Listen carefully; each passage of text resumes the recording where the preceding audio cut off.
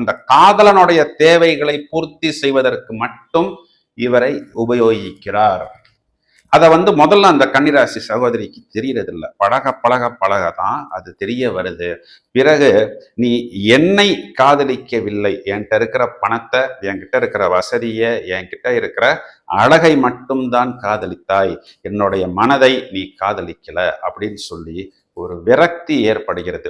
எங்கெல்லாம் இவர்கள் புத்திசாலித்தனமாக நடந்து கொள்கிறார்களோ அங்கெல்லாம் இவர்களுக்கு உண்மை அப்படிங்கிறது கசக்கிறது. இதனால் அந்த காதலன் மேல் ஒரு வெறுப்பு ஏற்பட்டு வேறொரு லைஃப் பார்ட்னரை, வேறொரு லவ்வரை இவர்கள் தேடுகிறார்கள்.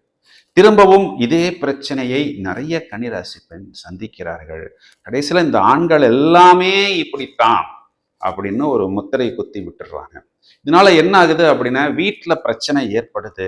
நீ ஃபர்ஸ்ட் ஒரு பையனை பாய் ஃப்ரெண்டுன்னு சொன்ன, இப்போ நீ ஒரு பையனை பாய் ஃப்ரெண்டுன்னு சொல்ற, இப்படி மாற்றி மாற்றி சொல்லிக்கிட்டே இருந்தேன்னா உன் தங்கச்சிங்களுடைய நிலைமை என்ன அப்படின்னு சொல்லி இவங்களுடைய அம்மாக்களே சில நேரங்களில் இவர்களை ஹாரஸ் செய்து விடுகிறார்கள். இப்போ வேற வழி இல்லாமல் இவர்களும் அந்த ஒரு பையனை திருமணம் செய்து கொள்கிறார்கள்.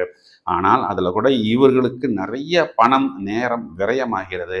எல்லா கன்னிராசி பெண்ணும் சொல்லக்கூடிய ஒரு விஷயம் என்னன்னு பார்த்தா, நீ லவ் பண்ணும்போது இருந்த மாதிரி இப்போ இல்லையேப்பா,